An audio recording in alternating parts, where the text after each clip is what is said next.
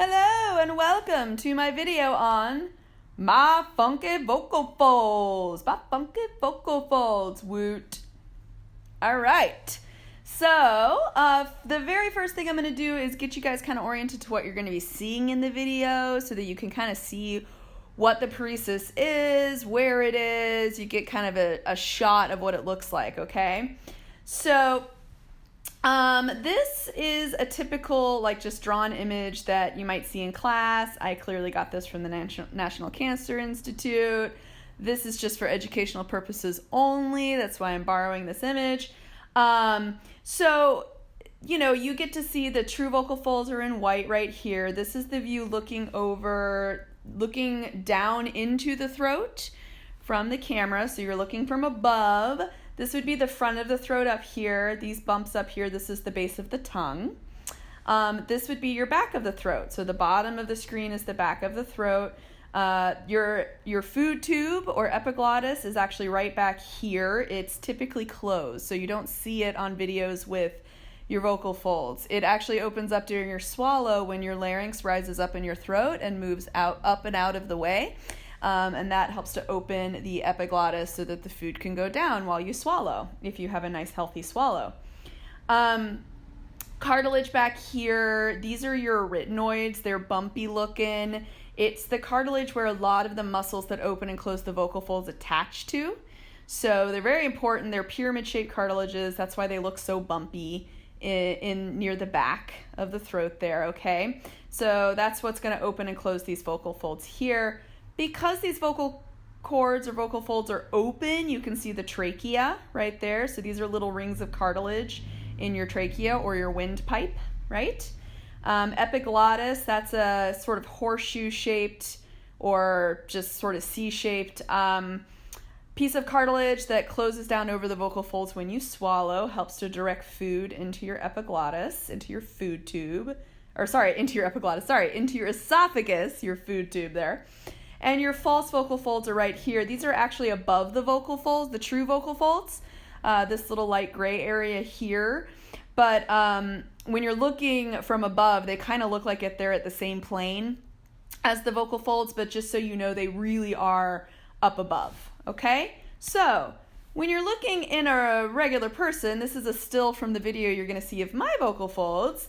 This is kind of what you get, and you don't get that nice lovely gradation of gray and black and white and stuff, but the other interesting thing is, at least here in the United States, speech language pathologists who specialize in voice like to invert, like we have the image flipped, so the front of the throat is actually at the bottom and the back of the throat is up here, okay? So top of the screen is back of the throat.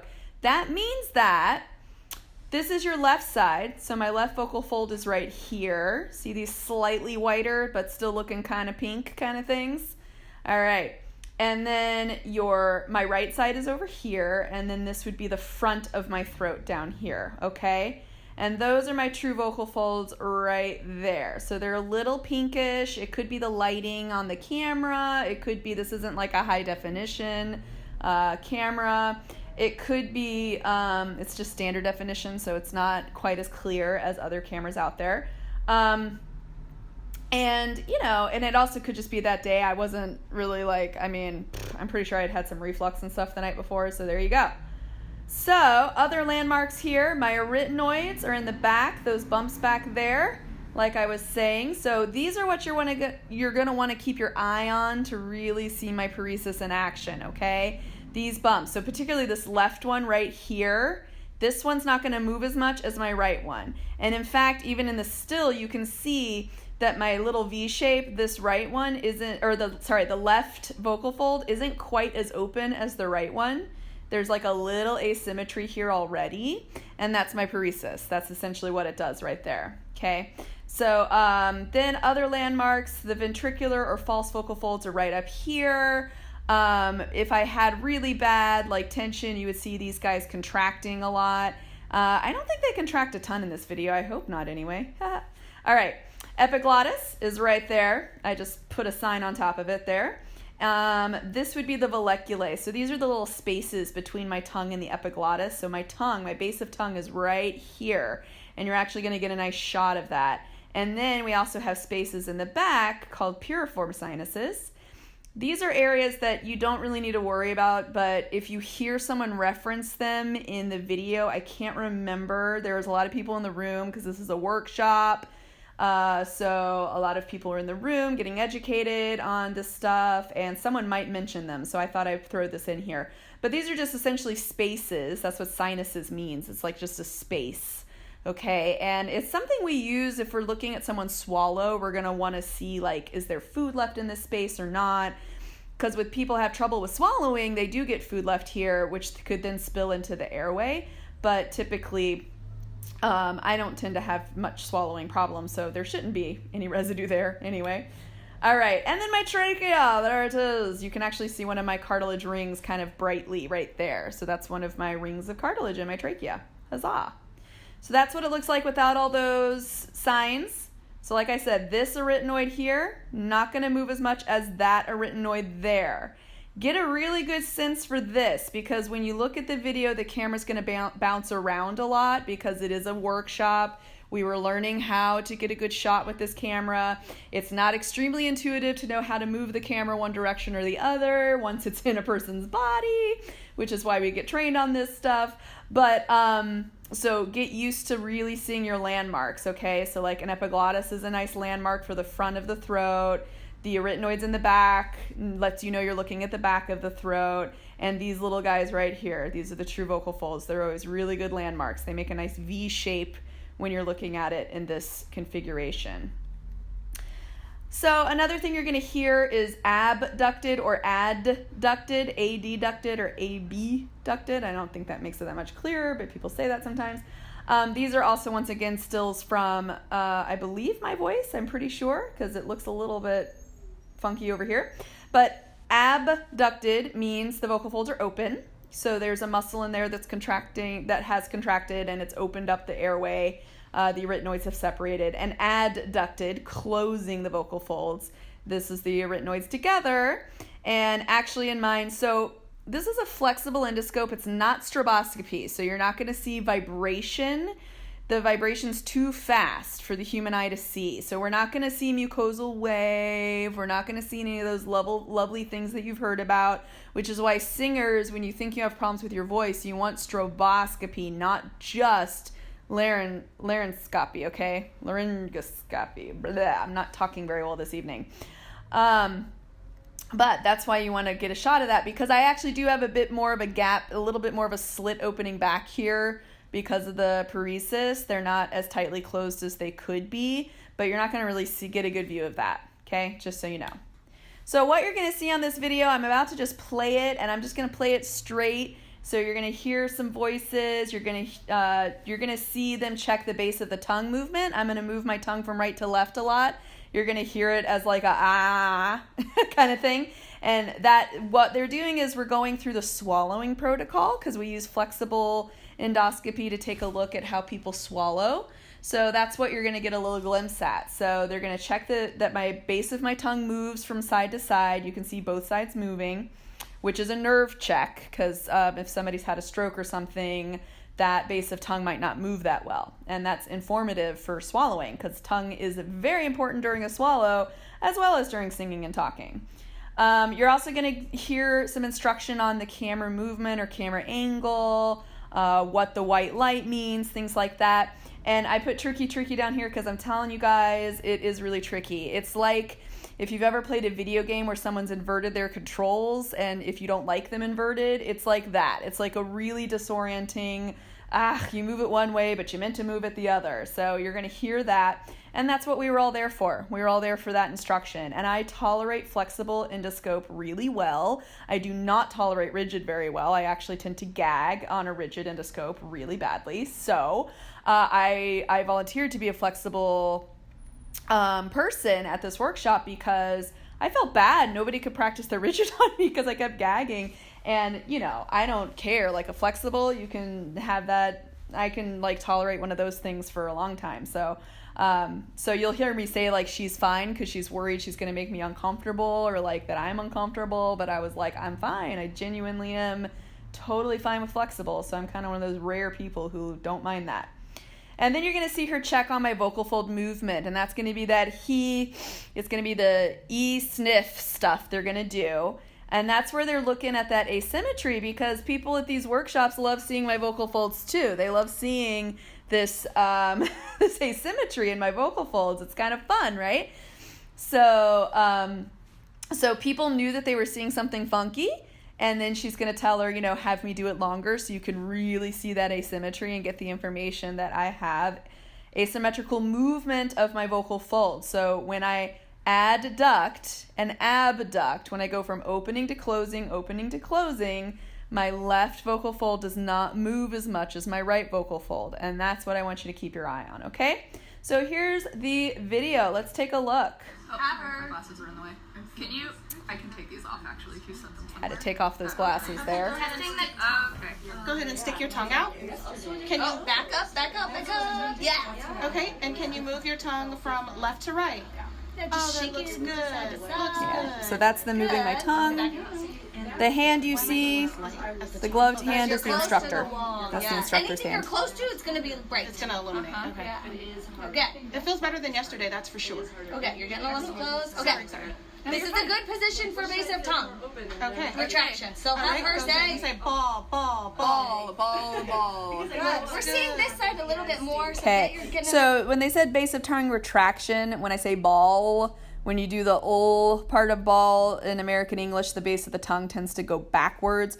That was another thing of checking if the base of tongue can reach back far enough to kind of move the food down in the correct way after you've chewed it for swallowing. So it's just checking.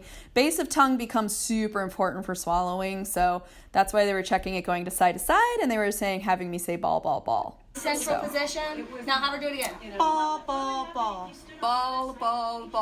How about that? Yeah, and it's all about getting your camera at the right place when you do that, so you can really see it. Okay. I want to see, oh goodness. Oh, sorry. Her say E, so I need to go closer for that. Don't I need to So zoom in for her to these are my arytenoids. They're very prominent back here. You can really see them, right? This is me talking. Thank you. Because it's a rigid scope, I can just talk all I want. We could get lower, or we could have her put her chin up. You can see how much it bobs around when you talk a bit. The tongue Now moves feet down, thread awfully down, fast. Okay. Thread down. Thread down. I can do this. I can do this. So I You're doing it. You're fine. You're doing it. Okay. Now, chin up. Chin up. Thread. All of us, just to let you know, the threading down, all of us was very worried about gagging people, because when you get close down here, the gag reflex starts to kick in. So when you're trying to get the camera as close as you can to the vocal folds, it gets nerve-wracking because you think, oh no, I'm going to gag the person. So that's why. And it also sometimes is a little hard. Like you actually have to push that darn camera in there. And so it's like that delicate balance, right? So, all right. Going in. Stop. Oh, good. Now Here we go. twist a little. This way. Well, go one So way. this then one. arytenoid does not move as much as that arytenoid. I want to get in. They're already a little bit Go funky. this way. Is that her? I'm going to move We forward a see little that. bit. Everything. The stroke light's not on, so we're not going to This is me doing E, We're looking at open and close, open and close. Can you Here's make the a swallow bubble. for me? having me That's a swallow. spit bubble? That Go was, through it. yeah, spit bubble, guys. I know. Yeah. Everybody has fluid inside their bodies. I'm telling you, human bodies are kind of gross when you get inside. So sorry if this is disgusting for you, but. Okay. E, snap, E, snap, Okay. snap. All right, you ready? E. E. Okay. E. E. You good. You got that information. Good. If you saw something paresis, like with her, I would have her do it longer. Can you I want show me to what do it like paresis is? the left side's not moving as well. It's not as, it's a little. So we want to fatigue it with this task. If you have a question, go longer. Say so E sniff, E sniff, E sniff, and then they start it and you say keep going. Keep going. Okay. Keep going. E sniff, E sniff, E sniff. Not E sniff, E sniff. Oh, I'm sorry. Oh, you. She does it. Total side note. So E sniff, E sniff, E sniff. She was saying that patients will say that, so I did it back. Oh, you said it. It threw me. E sniff, E sniff, E sniff. Yeah, she does it. That's exactly what. Yeah. So that was just a warning. It was just part of the training. Okay, so demo it better. Okay. E. E. E. E. So keep going. Keep Okay. going. So since I keep Get a going, little closer. She's look doing- at this she's- guy her larynx right is here. busy doing something, so you can get a little closer. Angle up. You're getting bright epiglottis. Angle up. Yeah. E. Keep So going. camera position, because it's moving around a little. I'm moving around. E. So there, you can see it. It's not opening as much as that one. You got it? It's just kind of hanging out, right? All right. All right, so that was the main video right there. I do have another shorter one here. You can see me down here with the camera in my nose. Almost.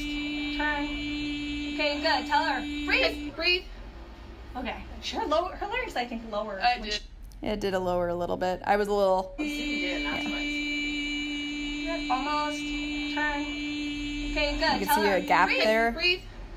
Okay. See how that doesn't open that much, guys? That's what it does. It also doesn't close as much either. Okay, she's ready. You're ready. It doesn't have the range of movement it should have. So that's essentially what my paresis is. It means I do not have the same range of movement on one of my sides. I'm going to go ahead and mute that. I'm just going to keep this one playing a bit. Oh, and actually, total side note, you can see me laughing a little. If I fast forward it a little bit, when I e-sniff, and then she says, you know, I say it. Let me see. Where is it? I kind of giggle a little. I think it's right there. That's laughing. That's what that looks like, which is kind of interesting. But You said it! see? E-sniff, E-sniff, E-sniff. Yeah, she just did it. That's exactly what happened. So there you go. There's my laugh back there. So I'm just going to go ahead and replay that real quick for you guys to take another look. If you just want to rewind and look at this all you want. I'm going to do, I think we'll just, well, I guess I can do it from the beginning on mute. So once again, she gets the camera in there. I had a couple people practice on me, so the other short video is from that, the other people practicing.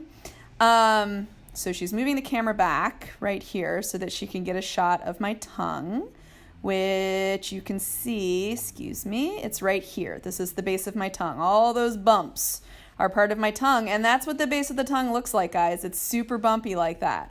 That is a totally normal base of tongue right back there. So it's just this bumpy thing, okay? Everything's normal in my larynx except for that funky arytenoid. So all the bumps, all the mucus, all the other stuff you see is typical. That's just what you see on these sort of examinations. So human body is full of a bunch of spit and mucus and other various things. It's very moist on the inside. We are mostly water after all. We're just not used to seeing that stuff, so it looks slimy, and I'm sorry if if you don't like it, I guess stop watching. But so this is her. She was trying to go in, but she kind of ended up taking it out a bit. We're trying to get a really nice position here. And then this is where you see the paresis kind of kick in a bit. You can see it a little when I'm sort of talking every once in a while. But when I'm talking, it's a little harder. Sometimes the angle of the camera and just due to tongue movement is harder to see back there. But yeah.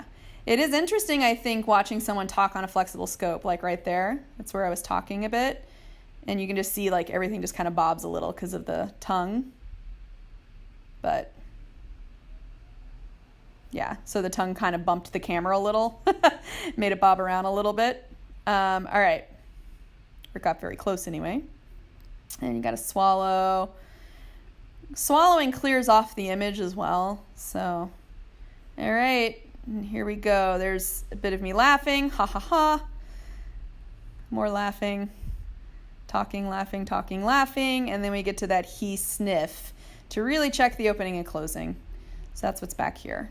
Because remember, vocal fold vibration comes from the airflow. So the muscle action during voicing is just the action of closing the vocal folds. And that guy just is sort of hanging out, and that one's moving an awful lot to meet up with it, but it's, and if we were doing videostroboscopy, you would be able to see that I have, I'm going to go ahead and do this one too, that I have a bit of a gap back there as well. Now excuse me guys. So that is what you see. That is what you see when you just have this on. See how there's like this little like blur in the middle? That's the vibration. Okay, good. Tell her. Okay, so that's why you need stroboscopy. Because you see how it gets kind of blurry straight in the middle? If you look in that gap, there's a little bit of a blur. That's because the vocal folds are vibrating so quickly your eye can't see It just becomes a blur of movement. So that's why you need videostroboscopy to really see vocal fold vibration. So this is not stroboscopy. This is just flexible endoscopy. So that's why you see that. And you still see this guy being a little floppy and just not hanging out there very well. So sometimes it moves pretty well, sometimes it doesn't. It goes off and on a little bit. I just sort of let it do what it wants because I can't control that vocal fold. It just does what it wants. Has a mind of its own, literally. So yeah, that's my video. Hope you guys liked it. I will post a separate one where I talk about just some of the effects I still notice from having this in my daily life. Maybe a little more of my process of going through therapy. If you guys want to hear about it, let me know in the comments below. And I will see you guys later. Bye, everybody.